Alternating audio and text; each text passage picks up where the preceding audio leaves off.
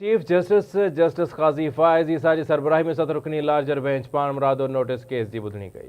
अदालती मामलनि में मुदाख़लत के हवाले से इस्लामाबाद हाई कोर्ट के 6 जजिस के ख़त ते सुप्रीम कोर्ट में पाण मुरादो नोटिस केस की ॿुधणी दौरान चीफ जस्टिस काज़ी फ़ाइज़ ईसा रिमार्क्स ॾिना त अदालत की आज़ादी ते को बि समझौतो न कयो वेंदो। चीफ जस्टिस काज़ी फ़ाइज़ ईसा की सरबराही में 7 रुकनी लार्जर बेंच पाण मुरादे नोटिस केस की ॿुधणी कई।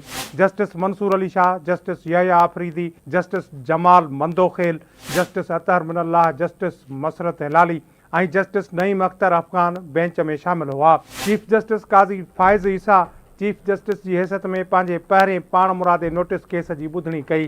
चीफ जस्टिस रिमार्क्स ॾिना त हाणे चीफ जस्टिस जे मर्ज़ी वारो ज़मानो गुज़री वियो। असां केस फिक्स करण लाइ 3 रुकनी कमेटी जोड़े छॾी आहे। असांखे ॿियनि ते आङुर खणण बदिरां पंहिंजो पाण ते आङुर खणणु घुरिजे। चीफ जस्टिस चयो त हाणे हिकु नओं कमु शुरू थी वियो आहे। वकील असांखे चवनि था त पाण मुरादो नोटिस वठो।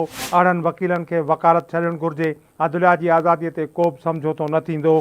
चीफ जस्टिस वकील हामिद ख़ान सां मकालमो कंदे चयो त असांखे अदालतुनि खे मच्छी मार्केट बणाइणु न घुरिजे। चीफ जस्टिस रिमार्क्स ॾिना त 26 तारीख़ ते हाई कोर्ट जे जजिस जो ख़त मिलियो। तुर्त ई इस्लामाबाद हाई कोर्ट जे चीफ जस्टिस सां 2.5 कलाक मुलाक़ात कई।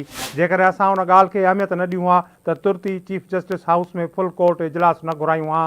हुन जर्मन सियासतदान जो हवालो ॾींदे चयो त गोएबल्स जे ज़माने खे वापसि आणे रहिया आहियूं। असांखे पंहिंजो कमु त करणु ॾियो। अदलिया जी ख़ुदमुख़्तियारी ते को बि समझौतो न कयो वेंदो। चीफ जस्टिस चयो त मुदाख़लत कॾहिं बि बर्दाश्त न कंदासीं। कंहिंजी का एजेंडा आहे त चीफ जस्टिस थी वञे या सुप्रीम कोर्ट बार जो सदर थिए। चीफ जस्टिस चयो त हुन वज़ीर आज़म, कानून वारे वज़ीर ऐं अटार्नी जनरल सां इंतज़ामी तौरु मुलाक़ात कई, लिकी या घर में वेही गॾिजाणी न कई। वज़ीर आज़म वटि वधीक वोट आहिनि, उन करे हू इंतज़ामिया जो सरबराह आहे। चीफ जस्टिस काज़ी फ़ाइज़ ईसा रिमार्क्स ॾींदे चयो जेकर अदलिया जी आज़ादीअ ते हमिलो थियो त हू ऐं संदसि साथी गॾु वेहंदा।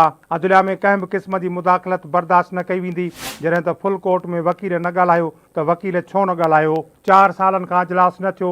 असां को बि दॿाउ क़बूल न कंदासीं। चीफ जस्टिस चयो त इहो तासुर ग़लति आहे त सुप्रीम कोर्ट पंहिंजा अख़्तियार हुकूमत या कमीशन खे ॾेई छॾिया आहिनि। चीफ जस्टिस अटार्नी जनरल खे आइन जी आर्टिकल 175 पढ़ण जी हिदायत कंदे रिमार्क्स ॾिना त सुप्रीम कोर्ट जा अख़्तियार आर्टिकल 184 खां शुरू थियनि था।